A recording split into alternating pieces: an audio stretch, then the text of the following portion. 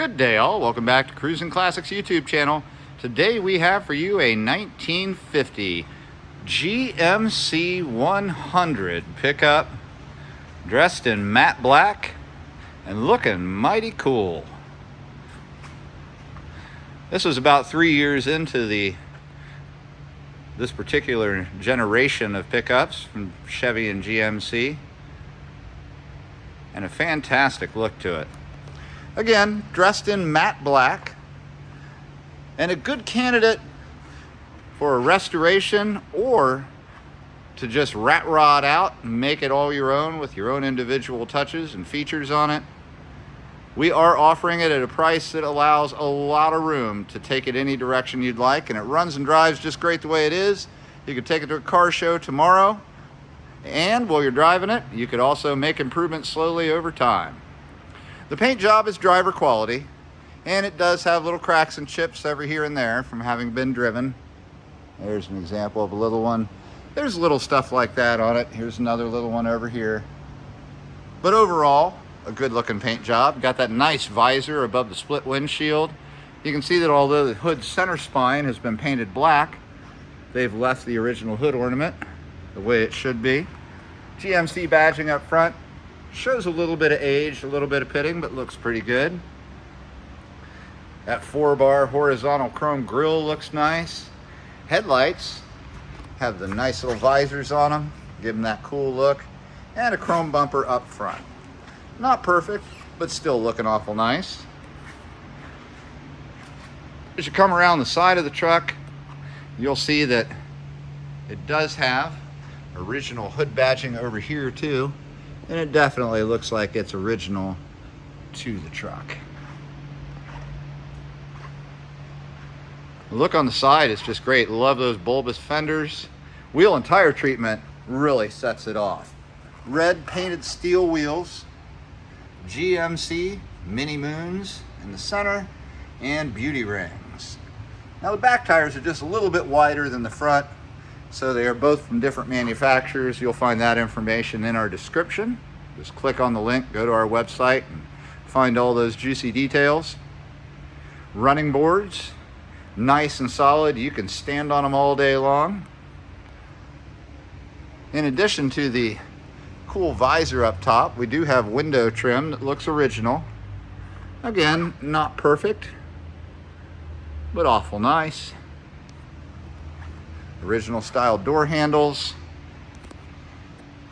As we get around back to the bed, underneath of this steel plate that's been put in here is what I believe to be the original bed of the truck.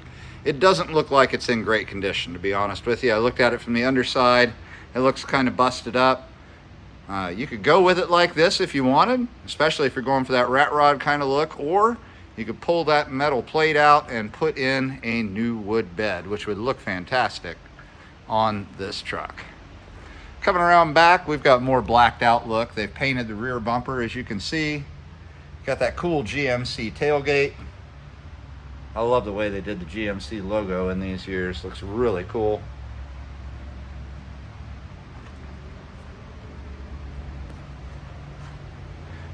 Underneath and under the hood, it is a largely original truck.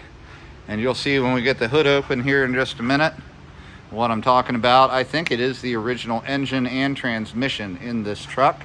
Again, a good candidate to put a 350 turbo trans and a 350 crate engine into.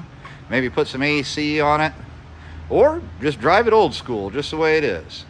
We'll be back in just 1 second. I'm gonna pop that hood so we can talk about what's going on underneath. And we are back with the hood open on the 1950 GMC 100. And like I mentioned, it is a largely original engine bay. What we've got at the heart of the matter here is a 216 cubic inch inline 6-cylinder. You can see the block still painted orange, and looks like the same original orange paint on this GMC logo valve cover we've got here. Very simplistic setup. Again, we think it's probably largely original. Single barrel carburetor, oil bath air cleaner, manual drum brakes, manual steering,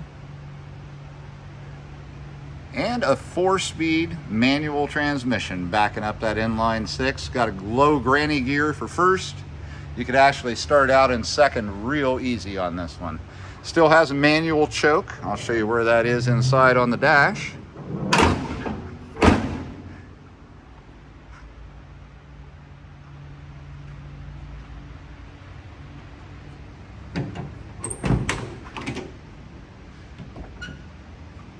As you can see, the interior is a mixture of gray and black, and it looks pretty darn nice.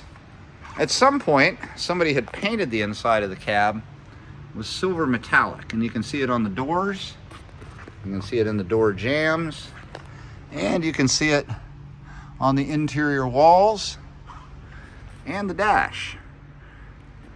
And that is a pretty good looking silver metallic there that they've used. You can see somebody's put some aftermarket door panels on there with nice gray kind of felt-like fabric with a little map pocket on the side for both the driver and for the passenger over there.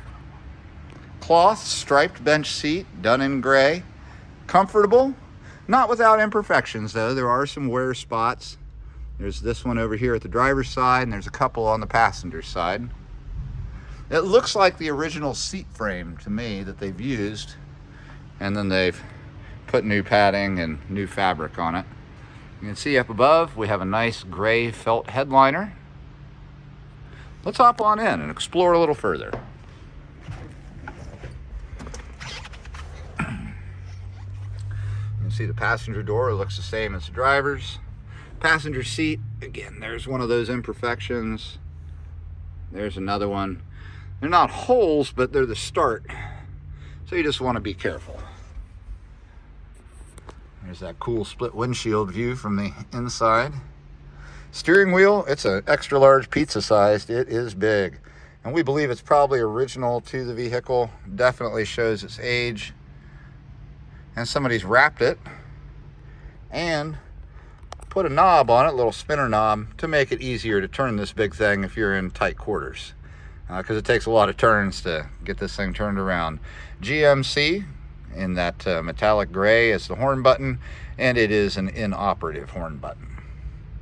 Down on the floor, nice black carpet. You've got a push button for your foot for the start. There's your shifter for that 4-speed manual transmission. Up on the dash, you've got the 4-in-1 gauge cluster, and those all do seem to work. When I fire it up, you'll see the oil pressure works, gas gauge works, you'll see the amps work. And the temperature, it takes a while for it to rise up, but it will. Next to it, 90-mile-an-hour speedometer, 15,000, what is it, 671 on the mileage there, or 871. Title claims it to be actual, but we have some doubts about whether or not that's actual mileage on there. I truly don't believe it myself. There's a pole for the lights over here, and currently with the lights, the driver's side headlight, the low bulb is burnt out on it. Just filling you in. There's the choke pole, and it does work. And there's your temperature pole for the heat. That also works. It does have good working heat. And down under the dash here, this button here, or knob, operates the fan system, which has a great GMC logo on it down here. Once we fire the truck up, I'll turn the fan on so you can hear it operate. There is a plaque here beneath the where the stereo speaker would go, but there is no stereo, and hence no speaker inside of there. There's a plaque from a rod run that apparently it was at in 1987 in Kansas, which is kind of cool.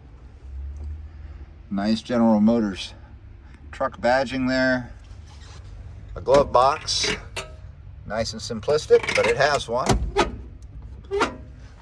Up on the top of the dash is a control for the wipers, but those are inoperative, so no wipers on this truck, at least currently. But I wouldn't drive it on a rainy day anyhow. And a quick note, though it does have a turn signal indicator here, the turn signals do not work either. Something that could be upgraded, but again, for what we're charging for the truck, there's plenty of room to make some changes. And we have discovered the correct key now. I've got the clutch in, I'm gonna hit the foot start, and we should fire right up. This truck likes to run. These old inline sixes are pretty bulletproof. I'll show you the dash lights do work. They pop right on, and as you can see,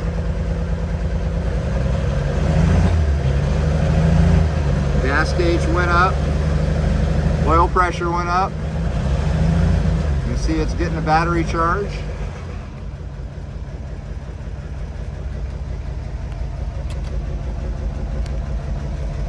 And let me turn the fan on for you.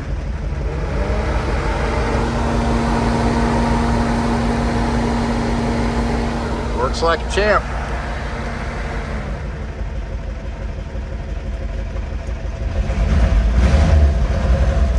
Up above, you can see the headliner. We have a single driver's side visor, which is real common in trucks of this genre.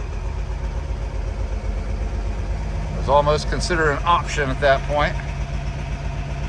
Single exhaust, of course, with the inline six, but it does have a glass pack style muffler, which gives it kind of an aggressive growl, even though it's not a particularly fast truck. Let's hop on back and give a listen to the rear.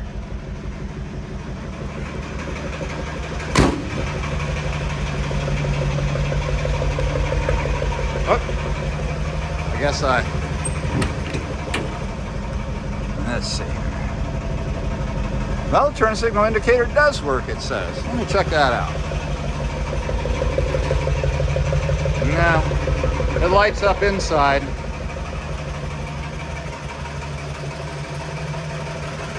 But does not work out here.